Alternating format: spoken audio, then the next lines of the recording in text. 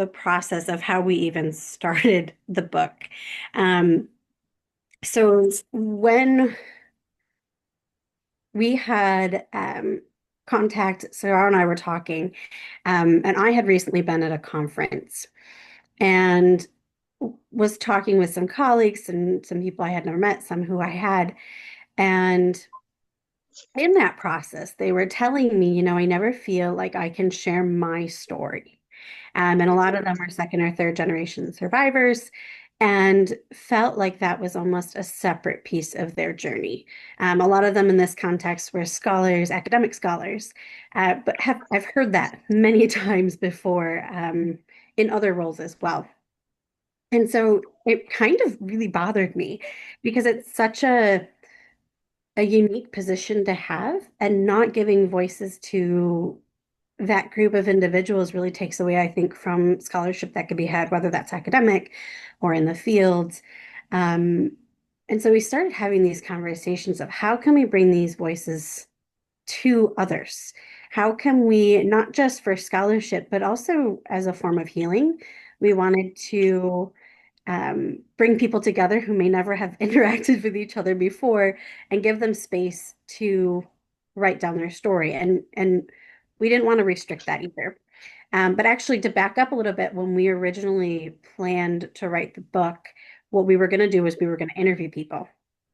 And decided very quickly that we were almost uncomfortable doing that because we felt that we were almost taking their voices away from them because we would be the ones asking questions. We would then be the ones editing that story.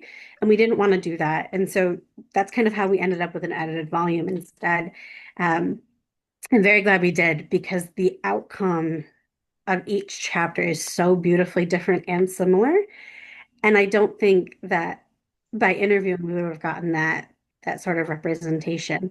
So that's really where my perspective comes in. I think it would be, I believe you're going to have a follow-up conversation with Sagar, and I think you should ask her because her perspective is also incredibly interesting. You'll see that the book, she's one of the contributors, as she is also an intergenerational survivor. So she has a very interesting story as well as why she's so compelled to share. But I'll leave her for her to share that. Um, I also know that in my own studies, we always were taught don't share emotions. That's not a part of studying. You are not supposed to be a part of the story. It's almost like you can't have an I. You need to be separate. It's them. Um, and that always bothered me. I always thought that's such a powerful way to get a story across. Um, and for me, coming from a memorialization perspective, I think that is key to memorializing. And I've worked in a classroom with students from all sorts of backgrounds, and they sometimes can't connect to the bigger story. But when they've had, say, for example, a survivor or an intergenerational survivor come into a classroom, that's when they really start to connect that this is a human experience. Um, and so I wanted to make sure that came out in this volume.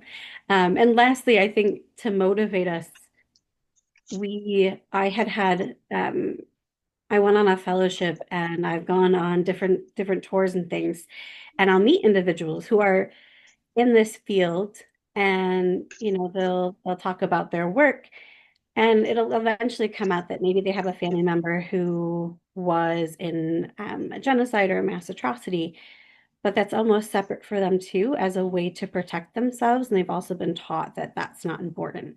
And that's always just eaten me. I can't, I don't think that's a very supportive way to approach individuals who have this profound knowledge of what does that mean.